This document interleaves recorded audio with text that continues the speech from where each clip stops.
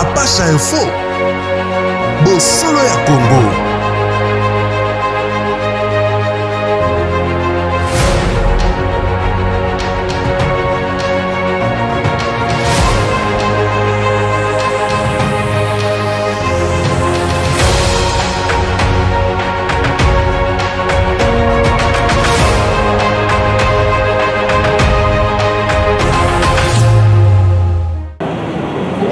Bonjour, bonsoir, chers internautes. Il faut dépendre de l'ère à laquelle beaucoup l'andabiso. En tout cas, les lots, mais les bino, les cambomoko, oyo, eza à chaud.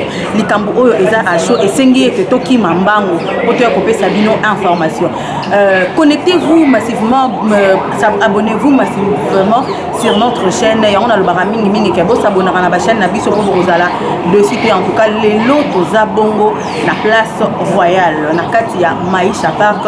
Auto mais bino likambo ya somo na koboya kobela bino kokoto po l'air est grave, l'information est vraiment né na auto loba quoi, est vraiment à chaud. Tout ça bongo na point de presse il y a docteur Jospin Luanga ou azali bongo directeur président ya Art Kimbangu ezanini Art Kimbangu eza musée wana musée ya Afrique mobimba musée ya batimbangiste kaka te musée ya Afrique maître Jospin aza moto monene oyo asala ba art tellement ébélé mais lelo aye ko se représenter na casquette ya moto ya droit de l'homme affilié na ba organisme ébélé azapé conseiller ya Sénac ezali conseil national des artisans du Congo naye tokolanda bongo mambi maye aye ko betela biso en tout cas sujet ya lelo ezaka ka plainte oyo bandeko nyonso ya Kinshasa na ya Libanda ba déposer contre monsieur Boketu baza na besoin bakanga ye azonga nanu awa pour kelele leki. En tout cas na tiki bino bolanda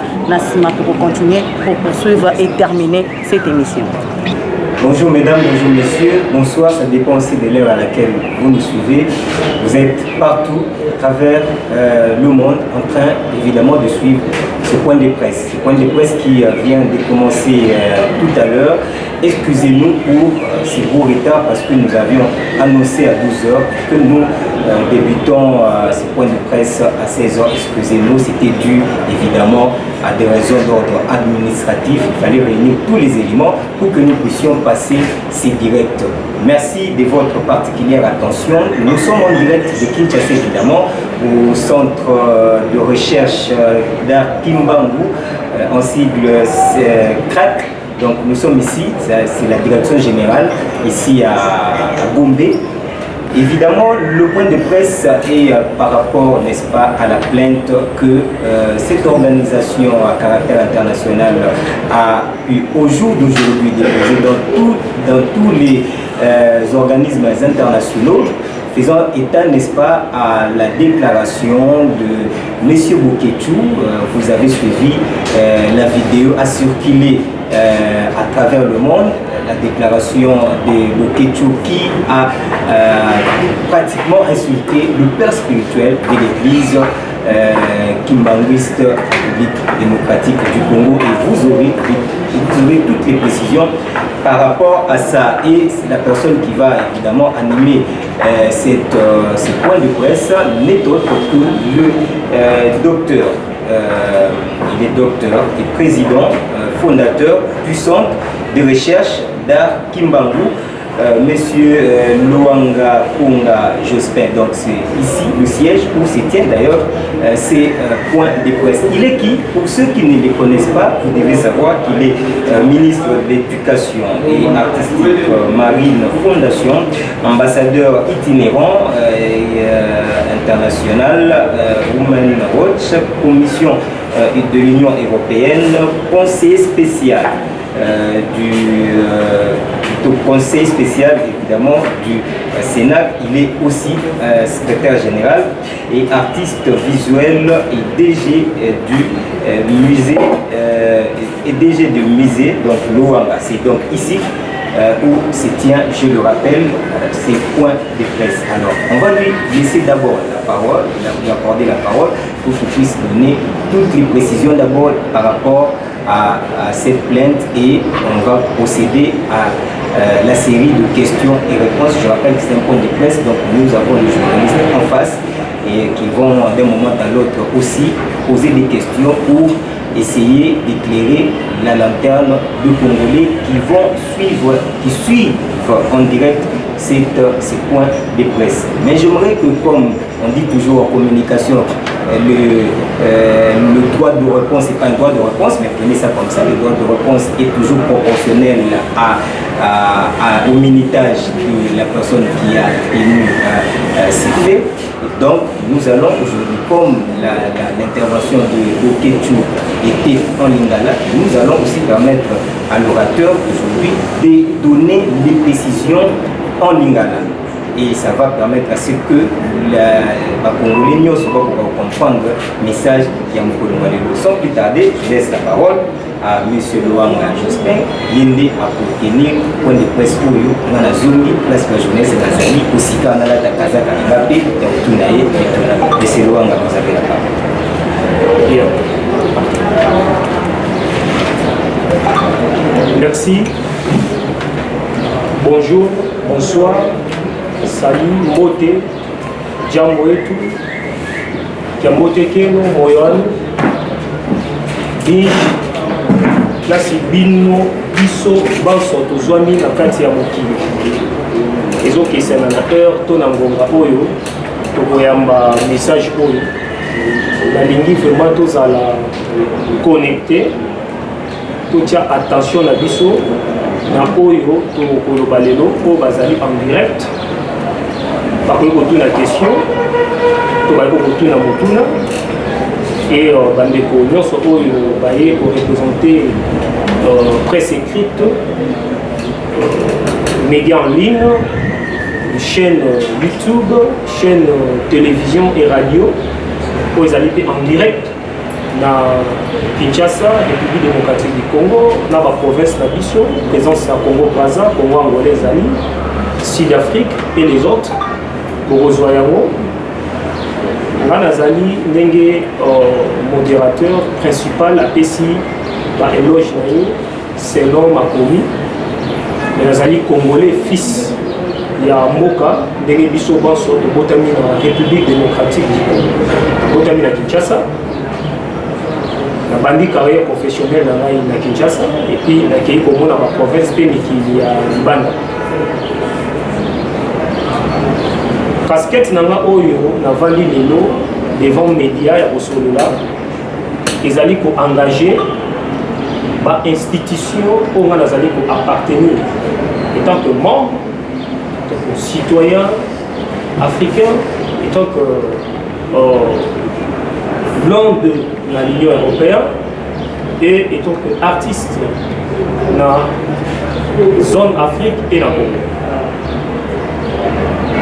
Tomonaki yango ezalaki correct te na culture na biso bantu yango tomoni tozala na kota na biso langue na biso pamba te ezali makambo ya soni na 21e siècle oyo biso na Afrique tozali kobunda tozwa renaissance ya développement oyo diaspora congolais ezali parmi diaspora ya monene na ba pays africains na banza biso tozali premier oyo souci ya bandeko délai bazali ko bazonga ba construire mboka et que to vivre ba élément moko oyo ezali très choquant oyo ezali kopesa révolte oyo ezali koluka kokotisa bangunia na kati po ete kimi ya mboka ebunga. Voilà. Lokola nazali ambassadeur itinérant na commission des droits de l'homme lobby tokotaki réunion assemblée générale ezaki convoqué na monsieur Raphaël secrétaire général de la commission des droits de l'homme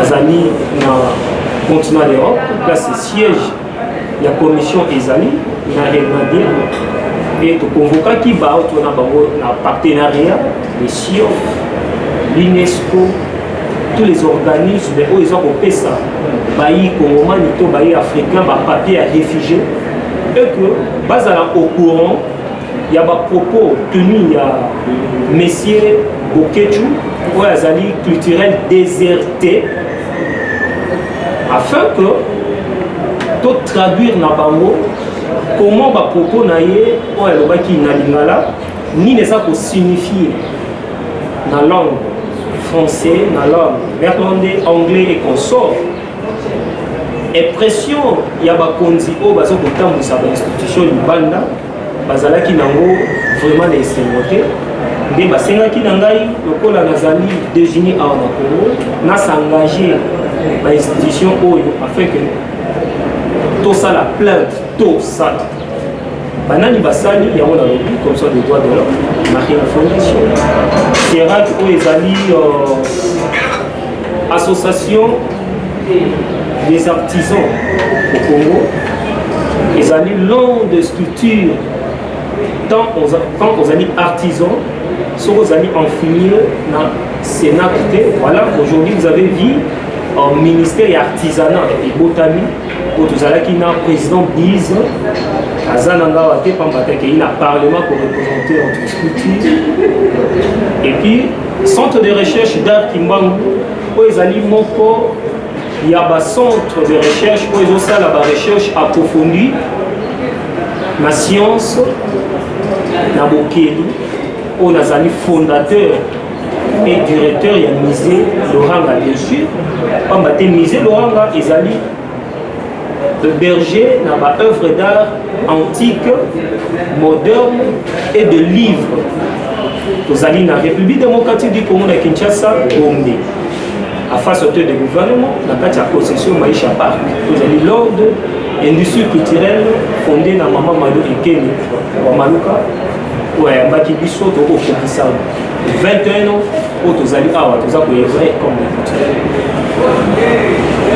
voilà na moi moké au Manazali et puis pourquoi tokei nango bongo na kokota na mozindo akolobateur biso na Afrique culture na biso tolakisa biso botosi limenia si moto azali na problème na moto akoarranger na ye mais soki moto amoni à se mesurer na personne morale c'est kayebi mibe côté bakotia ye na liba to na nzela nga nazali artiste oyo naza kodéfendre cause noble oyo toza na Afrique.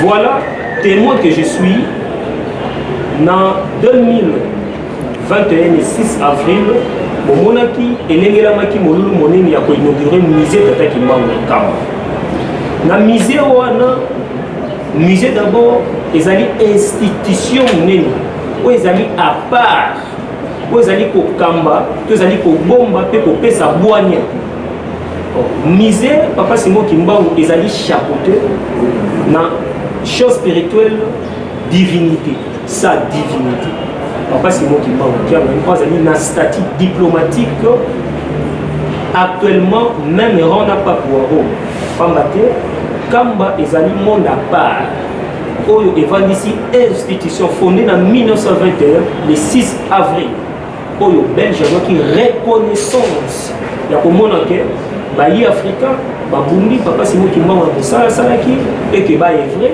et le kimbangisme est épanoui le monde entier nous allons na ba sympathisants na kati nous allons na ba croyants nous allons na ba fidèles kimbangistes nous allons na ba touristes nous allons na ba to ba ko ndimela ba ko mona et yango wana bomoni sika bo Kamba ekomi patrimoine eza ya ba Congo te eza ba Congolais te eza ba Africain te kasi ezali mondial preuve Papa Diang est un petit mot avec la première chose à ça qui tournée pastorale mondiale pour faire palmer panafricanisme, liberté africaine, pour tous les sommes et les tombes.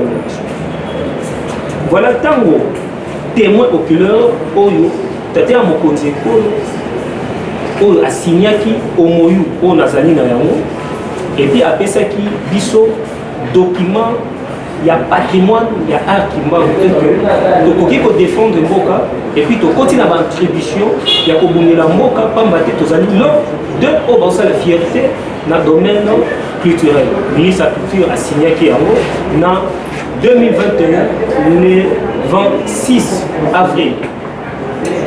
Voilà pourquoi, et puis ça qui biso, Okumba, il y a komema pe komema sango libanda tango tomonaki personnellement ba ensuite wana nde tosalaki ba réunion mpona koyeba lolenge nini tokoki kozongisa opinion publique pamba te moto oze atenir baparole blessant et choquant oyo eza koengage oyo yango toengage ayebi nini asali kasi bato bayoki bana bazali toza koéduke masi lolenge nini topesa baréponse po ete moto na moto ayeba ki kasi moto bamokiangani kamba ezali nini pourquoi culture africaine voilà ngai wa bino Lohanga Konga Jospin mokolo ya lelo nde touti kodépose plainte oyo na ambassade premièrement ya Belgique et totie même déposer yango na ambassade ya l'Union européenne ça la plainte ezali na papier d'entête ya centre de recherche d'art Kimbangu oui parce que centre de recherche d'art Kimbangu ezwi document ya patrimoine ndenge nauti koloba awa na République démocratique du Congo grâce ya centre de recherche d'art Kimbangu nde ese retrouvé na Marine Fondation na commission des droits oyo tozali partenariat direct oyo tosalaki na ONU na toutes les institutions copie na biso oyo totiki ezali koaccuser monsieur Bokechu. Pourquoi monsieur Bokechu na réseaux sociaux au ba vidéo ezali télécharger na zana wawa en insulté direct personne morale oyo bazali patrimoine ya ba africain papa Simon Kimbangu kiana ebele ba oloba me aza chef ya église kimbaniste et concerné patrimoine africain commun l'église ou l'idéologie le kimbangisme les notés koloba ezali ko appartenir na patrimoine africain pourquoi pamba te ville sainte Yankamba ezali dans les normes tozali na temple il y a 37 000 places assises où ils ont commémoré 37 000 familles déportées ma première combattant en 1921 au Belge oyo protestant catholique missionnaire bref au baki na mission na bango il y a colonisation il y a occupation tilelo colonisaki na yango Congo torturaki peuple africain mémoire wana Patrice Emery Lumumba baki tokokoma yango po ete l'histoire ezala effacée te voilà pourquoi bakoko na biso batelemaki po ete kobunda nde temple wana eza kokommémorer bamartyre sans compter des martyrs ezali na Obenito Sima oyo ezalaki wuta ebangeli ntango naissance il y a Afrique, oh, ils ont berceau de l'humanité, ils ont prouvé scientifiquement, je suis un archéologue, et botanine en centre à Congo, avant Berlin, avant l'homme occident, avant pyramide antique. Maïwana, tant que Belge, a siégé Kimboka Kamba a dit quoi il s'agit. Nakatiwana, ils ont habité.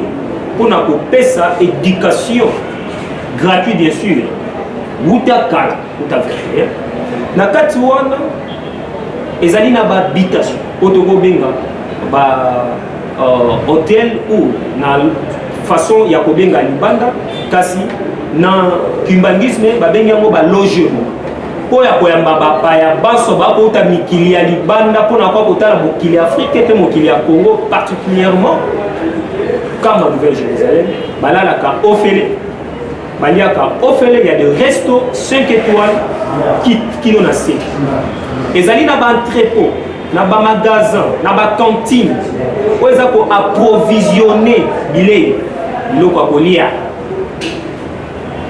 Agroalimentaire, à plus utile, bako boko la sauce, bako boko la mbisi, gratuit pour être population ya Congo central. Na ya Congo te Kinshasa eli ya bilei ozobima na ville centre eza ba l'initiative o esala ki po ete to prise en charge eza na moto moindo atanda loboko te na kati wana ndezali na église Kimbangiso babi église de Jésus-Christ parce qu'on envoyé spécial papa Simon Kimbangu fondé en 1921. Voilà dans tout le statut Oyo sa divinité grand boussole Azali président de la République roi majesté organise peu n'importe Oyo ekoki kozala et qui jamais pour pointer doigt direct na personne oyo azali kokamba pe kotambwisa bikie bato. Donc plusieurs sculptures na ndenge na détaillé en détail. Sur le plan il y a sécurité ezali kotinda révolte pambate na kati wana bokotala lelo yo tozali na plus de 15 millions de fidèles à travers le monde, ainsi que des millions sympathisants kimbanguistes. Na Katiwana, il y a des autorités administratives. Na Katiwana, il y a des autorités. Oyo ba kotambisa bikeba sculpture. Na Katia Congo bien sûr, na Katia Congo Angola, na Katia Congo Badape na Afrique, peine à mikili bisoni. Comme Ngamo Nazali, fidèle église Kimbangis, nous avons occupé plusieurs structures dans le Liban. Déclaration, il y a évasion, déclaration, il y a menace, déclaration, il y a moquerie, déclaration, il y a manquement de respect dans sa divinité. Où Azali personne morale, où Azali appartenir à l'humanité.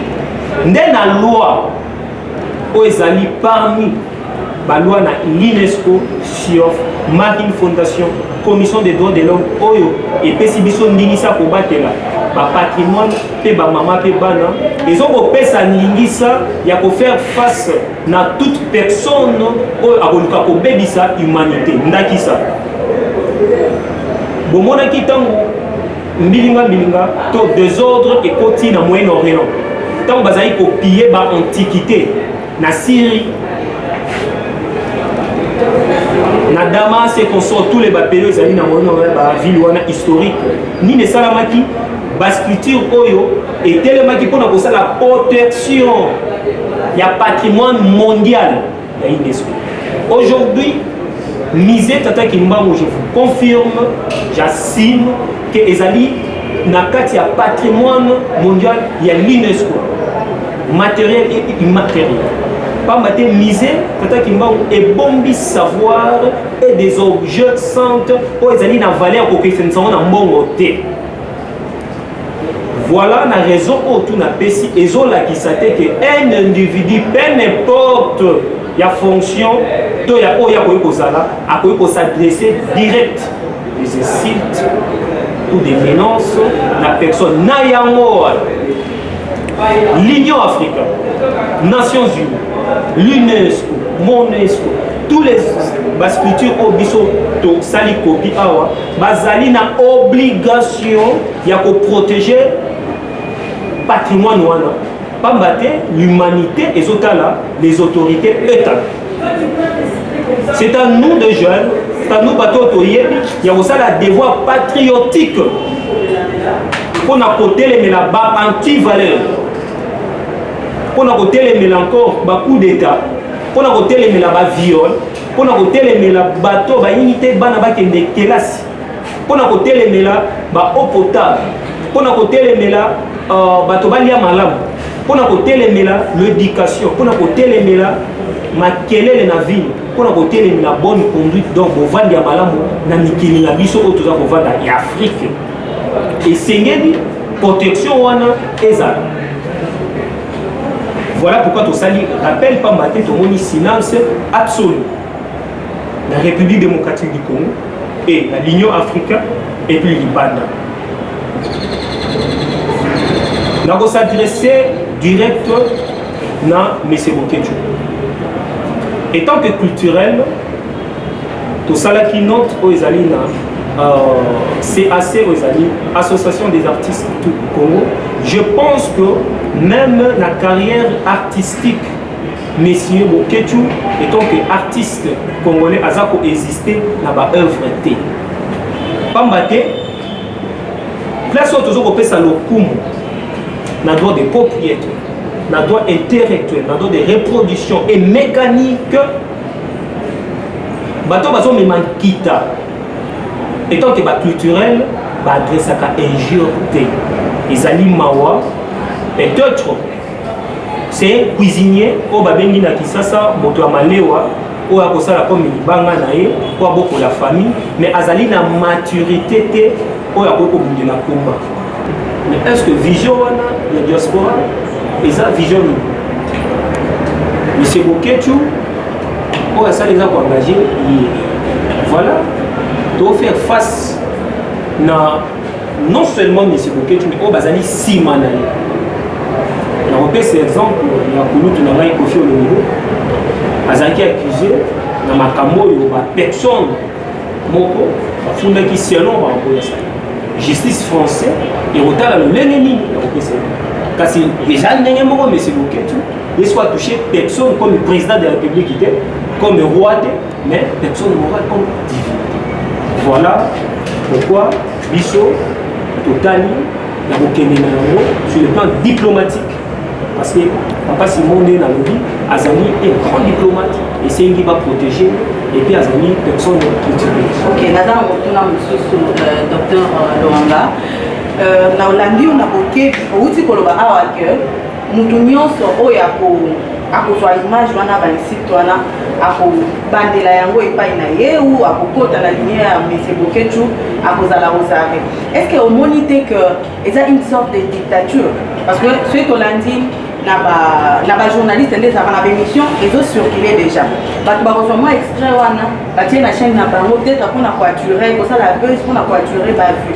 Donc bino bolande lié bokangi au moment où bino bokona kabino bakimbangisa bokona na sur mibeko bolingo misala monte ke wana bakomi côté ya dictature bolingo ke wapi. Bien sûr na répondre na lolenge ni balé awa ngana zali kimbangisa te. Zali ambassadeur itinérant culturel. Toujours ça la mona NP. Toza kolandela likambo lolenge moko pe bakoki koloba na toma mosusu azali responsable ya institution moko ya patrimoine moko tokokende kolandela so na mpe sa bandakisa ebele oyo tosalaka eza mpona couleur religieux te peut-être olandenga malamu te toza na démocratie eza image moto nyonso akoki kopartage akozala nango nga nalobi boye omoni Monsieur Boketu avandi akoki kobenga mama fulani papa fulani yaka na otofinga yo kofingi te ok moto mosusu akozwa image wana to bapropos wana aconfirme yango te affirme yango akei nango koaccompagne yango ezali acte ezali effet po akoti voye moto mosusu akoki koyoka bibo apesa komi communication azwi image wana azosalela eza te moto afingi alolakisa oyo Boketu asali donc oyo ndenge na sali bonoso akopartage mais nakoyebi biso na mobeko oyo ezali na kote ya culture eza na UNESCO eza mpe na mobeko nalobaki na le 6 avril le 26 avril nazoki document ya patrimoine eza ya nini droit de diffusion babengi yango okoki jamais moto azali protégé ya kozwa mpona apesi bino autorisation okoki kofilme oui mais moto aza na autorisation te babengi yango droit de diffusion il faut uta na accord ya moto wana to artiste wana to culturel wana to patrimoine wana ba dike awa okoki kofilme te awa okoki kosala boye te bipekiselo wana ezali protégé kamba eza na document wana po Papa Simon Kimbangu azali personne morale soki biso baartiste mosusu toyeli nango boni ba hiérarchie lokolo oke na Vatican okofilme sika nyonso te loba bapesa autorisation okei na mec lolenge moko. Voilà le même statut nde ezali na divinité. Il y a dans sens wana nga la bon yo par raison okozwa ofandi kozosala ba propos ofinga ba pesa autorisation ya nini na sens wana c'est pas dit nengo lobi que la dictature non tozali na moko eza na démocratie tout le monde azali arosali kambo moni azali malamu ko ezepe mabe ezape mabe ta rosala ningi amoni me s'engager na lobby na sens il y a accompagner monsieur Boketu dans sens il y a des insultes non seulement le monsieur autotanga kombo mais obakoya na obakoyaka voilà bolingo mibeko misala mais tango lingi je pense au finga te tango linga mosala osala misala na mona ba mama ebele na diaspora ba ko kamba ba osala ba mouvement ba ko loba ba osala ba conférence non seulement cité ka ba kibangi c'est ka te basé ebele bolingo tango ni mibeko zali okoto sapamba te même ko finga papa ba to le kananzila ezali injure publique ba ko kangala za na mibeko et bon sikoyo soko keiti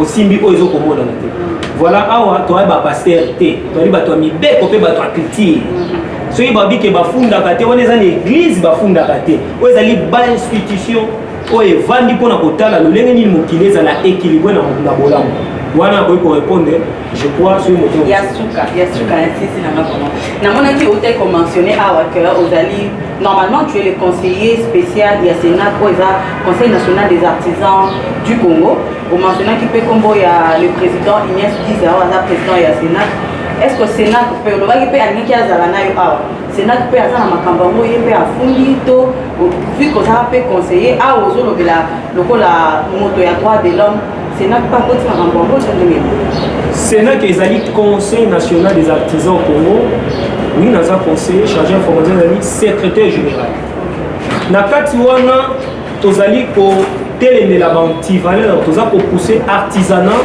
ekende liboso on a côté artisanat sa divinité la personne qui est la partenaire na biso direct pour essayer de protéger pomba te na oti koloba ana milona azana ba carrière minier azali na ba menuiserie azali na musée azali na conservation azali kosala biloko bike oyo ezolakisa ke artisanat na biso ya lelo ya Congo aza kozwa 40% ya croissance ya artisanat donc aza partenaire ya l'état congolais esenge pesa ye maboko ezali na sens ebele ya considération ya soutien lokola non mpo nazali secrétaire général mais ensemble mobimbe qui ke to côté les mélandés et le quoi na bantivalé voilà pourquoi tu annexé et Sénat qui na Congo oui bien sûr parce que copier aucun ministère na biso et artisanat et culturel et patrimoine voilà un peu quand à côté à Sénat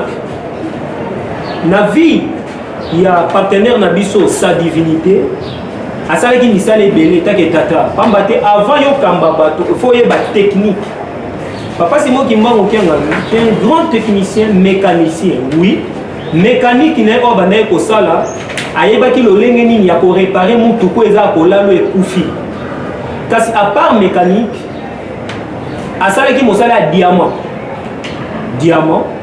na ba carrière minier et consort, asala ki mosala ya bois. Na misala wana alaisa ki comment transformation na misala bilanga. Ça fait 4 Moussala est un technicien mabo. Nous avons un code spirituel, ce qui est au temps de la Bible. Moi, mon cœur, ma côté histoire, au Congo, on a Joseph. Jésus, au côté, au Bible à Venise, ils ont fait sa biso bandaki, ça n'a Israël synthétique. Balobi que Azaki charpentier. Alors ça, la mabonga. Oh, charpentier, il faut qu'on soit bois. Mais papa, c'est mon père, dans ça la bois. Bois, et Zalina. 3 objets na katwana écorce na obier na bois nzoka buto le mot écorce obier elle ko transformer mesakiti c'est la transformation pour transformer l'être humain or Peugeot marque o mingi papa c'est moi qui mbango kiam divinité o abanda ko linga ko sala nzoka na code de papa denge na lobby nion surtout e ko bandaka na Paris or Paris zali ville française Peugeot zali marque ba français ko zala ndakisa ko sala mo ba ko la kisa biso que partout bango bako kambali kamula bango donc c'est un peu philosophique par donc moto ya ko kamba bato faut bako diriger ndako na ye d'abord moi si na ye bana na ye et mosala ko ba ko sala yango ako transmettre na yango donc ezali bo sonité ceux qui papa c'est moi qui m'a aucun ani divinité asali diamant asali bois asali bilanga loni lo so akati makemba mbala et consort ezali façon ko la sa responsabilité voilà tant ensuite divinité bozomona mona ba signe ba ba fouille na banzete na yango Voilà, côté artisanat, à sa partenaire, mon directeur pour soutenir Congo et Zala Congo. Voilà pourquoi Oyobiso pour soutenir la côté. Voilà, toujours la deuxième série, question de deux questions, puis à répondre. Allez-y. Voilà, merci Papa Jospin Louama, Wazali docteur. Papa Dengenda tout dit. Papa Dengenda Lobaki, Mokoto Ozalater, Totiki Bino na siècle. Quoi Kobima, mais Togomba Libino. Na on recommandé Batubata la mingi les archives parce que l'église Kimbangi, c'est si vous voulez, ils allaient bien au Congolais basé dans le comme Eyam. Pambate, total la mingi outil Libanda. Et y a qui kaka na colonisation. Bit na bango ezalaki voler richesse à Congo, aliéner l'homme africain n'est oyoye azalaki. Voilà. Alors, ce qui papa Dengena, comme une leçon, sa biso. Il y a à boire et à manger. Nakati, il y a Bapopo. Nakati, il y a église Kimbangiste. Basantu Bazal, Karate. Voyez, parce que Nzamba Vandaka, ma bébé Zarawan. Au Rolobate, il y a un catholique qui a un bamou, na banzambala, baroule, comme bon mabé. Nauti Kolanda News. Première fois dans l'histoire de l'église catholique, oh bah fundi wanazanga nganzame monene, ensemble, na viol la mineur et tu vas pédophilie. Pourquoi mais c'est boké tu vas venir déclarer ngo pas maté ba bangonde ba katala maboko ba ko na Équateur. Parce que ngana zango, naza pena. Voyez. Donc oya okuta muibi. Okuta mutabole na télévision aza ko insulter batou na kombo ya autorité. Owa okuta moto ko sala bo okuta moto makiato pamba te papa simo ki mo pa ki pona ba santu te molobeli ya mabe mabombami na molili révélateur des choses cachées mais ayaki pona bato molili mais bato molili na fu basani ba benda bango na pembeni pote ba bongo na bango ba koma bato ya solo so ba komi bato ya solo nde ba bozwa solo lene nini ya kokamba pe bato mosusu. Voilà, même Jésus-Christ n'est pas ici la Bible a dit que ayaki pona basubu. Alors ce que na kati wana kutika ka basantu na basantu tina nini za robongo là. Voilà un peu on a dit pour répondre à propos. Ne pensez pas, je bien dit au royaume église Kimbangiste okutaka ka bato na mapapu ba ko pepa bo. Soit ils allaient objectif au moto za kolanda nini moto azui ni motazo la on a kolobela sa divinité grand boussole pamba te vision de ya chef de la kisaka nzela ozo mema bato ozona vision omona na troupe kuna bimaki asali boye mais mokonza za na vision ni vision ya komema Afrique vision komema moto mwindu na lima na ko rappel il y a trois pouvoirs divinité scientifique au biso osaba mandombe ba art mbango et politique. Mais quelle politique? Politique au Kenya occident, politique au Kenya les 10 familles qui dirigent le monde, politique avec impérialisme, mais politique au tata qui mangwa ko vanda. Na bankulu lo lengeni na ko pesa mayele ya solo ya mona siki Afrika ta musa mokili na lo lenge na ye l'indépendance spirituelle. Ils allaient préparer les alliés babomba mabomba même molimo tanga na za capable la moi tout. Pamba te jour ya inauguration musée tata ki mangwa soki bozalaki na kati ko kama kambo e bimaki wa ba secret fort de spiritualité, il y a déclaré que le jour où les années départ en Afrique, mais qui peut faire ça? Bâtonniers sont badaki on est belé de généraux, institutions, l'union, tout le monde entier où il y a qui jour où on a pour commémorer tout l'équipe on a maillé. Non, pas maté, ils allaient savoir il y a quoi. Ngana vandi bozana bateau baleki ngana maillé na musika bazape les guiches bangeso. Bazape na ba sympathisants, bazape na ba croyants et consorts, o bazapo ndimela kaka moto, moko papa Simo Kimbangu, oyo ba telemisi voilà lendo grand boussole. Na ko répondre ngo na molai pe na mozindo na lolenge wana. Merci. Je crois la dernière. Merci beaucoup. Je crois que mes confrères et consoeurs ont tout, mais j'ai une seule question. Oui, vous avez bien dit que l'Église Kimbangiste est portée plainte. Il s'agit de diplomates. Mais j'aimerais quand même savoir, est-ce qu'avant de déposer cette plainte, avez-vous consulté sa divinité, Papa Simo Kimbangu Kiamani? Si oui, Qu'est-ce qu'il a dit? Il a été fait. L'église Kimbangu, c'est ta politique, madame. Papa Simon Kimbangu Kiangani, va consulter Tango Bokechu, Tango a tenu ba propos à consulter Papa Simon Kimbangu Kiangani, pas tout n'est qu'il n'a ni au fin à personne au Yozali. Tango Bokechu a sali deuxième étoile, peu n'importe qu'il y a millions de vidéos, peut-être à un moyen vie à Zombongo. Il y a malédiction.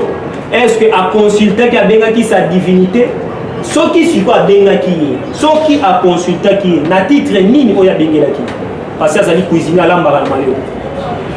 Si quoi tant que institution ou ba moni côté dans réseaux sociaux, qu'est-ce que vous attendez? Est-ce que ngana obenga sa divinité? Est-ce que nazana numéro na contact numéro ngana nazana ngona tozo benga sa divinité. Et ça est fait pour ça la masse. Chacun a quoi agir dans le lenge oyoye à moneli na makoki oyoye a koyo sala. O pe a koseka a komona ngo lokola lisano a okeli na sima goloba azali. O pe amona obibo ngai na monika na makasa kotomboka azali. Non ezelo ko vraiment ko mimango na violence te pas maté violence et pesaka et fait mourir malamu te. Toujours le cas Kimia est réuni en Afrique, pas maté Afrique et bota moumane papa Simon Kimbangu. Voilà, biso to consulter papa Simon Kimbangu sa divinité pas maté et allez et fait ça en public. Il y a moi biso peut to limite arranger en public. To peut sa solution en public. To peut sa équilibre en public. To peut sa fait oh biso to moni oh biso to yebi biso banani. Ba structure et puis bana somi à Congo et Afrique auto lingi kimia il faut pas toucher à sa divinité il y a grand boussole papa Simon Kimbangu Kengani et via longo qui a moto. Très bien, merci beaucoup, je crois que c'était la dernière.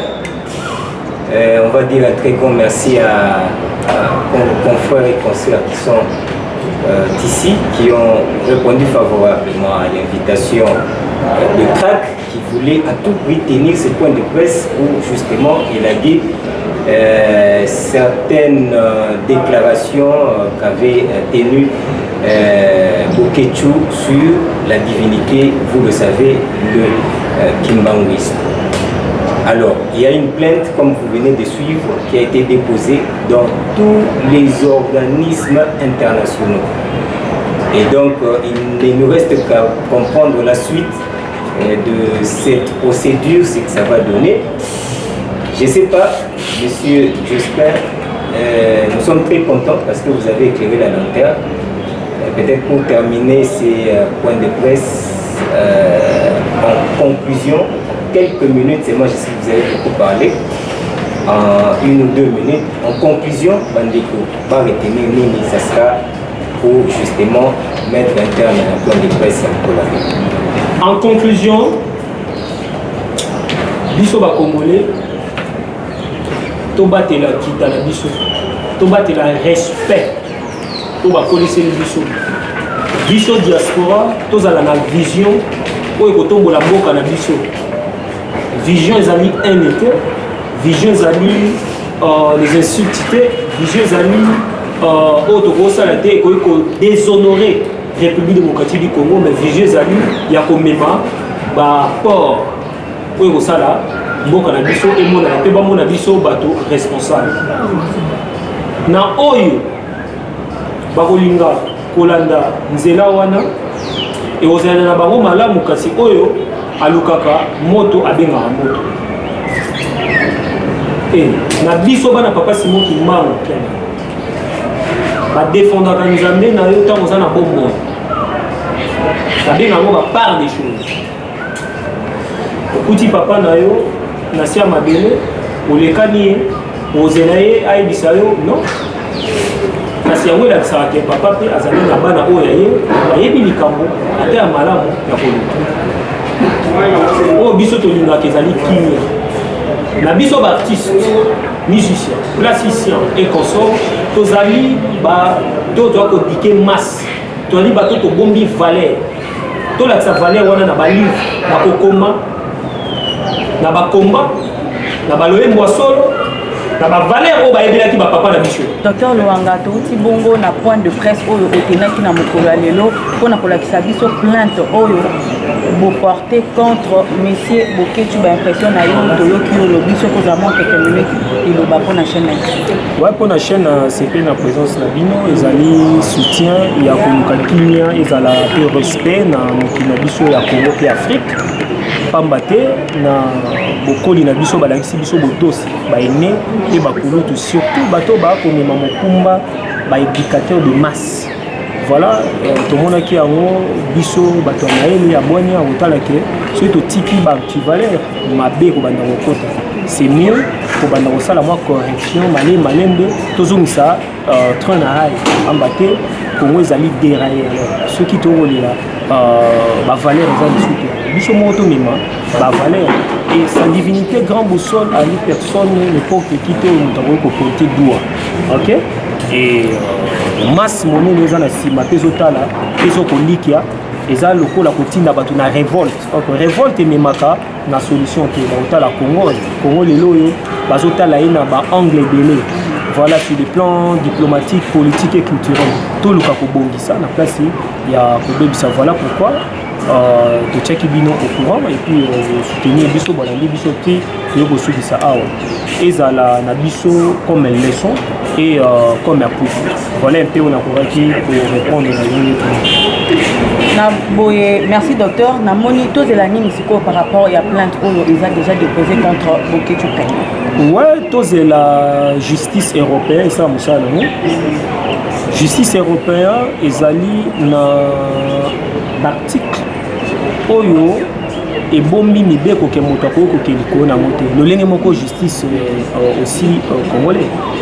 Alors biso tongai personnellement je connais même pas le monsieur de vie nazana haine na été mais ezali que tozotala opinion bato balandi yango baza choqué na oyo bazo comprendre te bayeba kuye kamba papa Simon Kimbangu azana ni Congo ezana to uti wapi to komi pe na histoire yango pe tozo kende wapi nini esengeli na diaspora bato bananga na ba kolala te bato atozonga mboka me mboka ngo ba problème mboka to sala bo lolenge nini ba ko pe ko orienter combat lolenge to zo ba solution. Donc tozela la solution non seulement pour le monsieur mais pour na marambo e ko yaka bato baye baké solution bazango na benjir mais bazango na boksololi pe na boyokani na respect autoropesa bana na biso po ete nga nazali père ya 5 enfants ndenge nini bana nga pe bazana diaspora ndeni bana nga bavana batala papa Laurent yewa nazo finga ndeni bana nga baweba injire za kamalamu non esengi tozongisa makambo mosusu soki ba attribution epesa meli biso tokoki kosala dès que toza vivant ndenge rochera lebaki Congo bana baza koyekola lobi baobikisa ndenge papa Kimbangu baki mokili lobi bino botambusa. Voilà totambusa ngo na ba valeur non na ba anti-valeur. Merci beaucoup docteur Luanga na ko retenir yote on peut qu'il na yo merci vraiment ezalaki bongo esengo makasi ezalaki bongo awa na place royale place nini oyo toyaki kolanda information oyo ezalaki tellement à chaud ezalaki vraiment na importance makasi yango tindaki biso toya kolanda ngo poto pesa bino basango plainte eza déposé contre monsieur Boketu Premier na niveau place ya azali na Kinshasa wana bandeko nyonso ya diaspora oyo ya droit de l'homme o baza ko militer contre anti-valeur ba se mobiliser ba déposer plainte contre monsieur Boketu toyebite bakokanga ekuna bakozongisa ye na Congo awa po mafinga eleki dossier oyo eza vraiment moi série moko tokolandela ngo vraiment de près pona kopesa bino kaka ba information pona kosepelisa bino ezalaki bongo Christelle Tezako liboso na bino à suivre quoi eza dossier à suivre tokokende nango soki kosenga ba épisode tokolanda ngo soki kosenga série pe tokolanda ngo otikala malamu mabota bino au revoir. Apasha Info Bosolo ya Congo.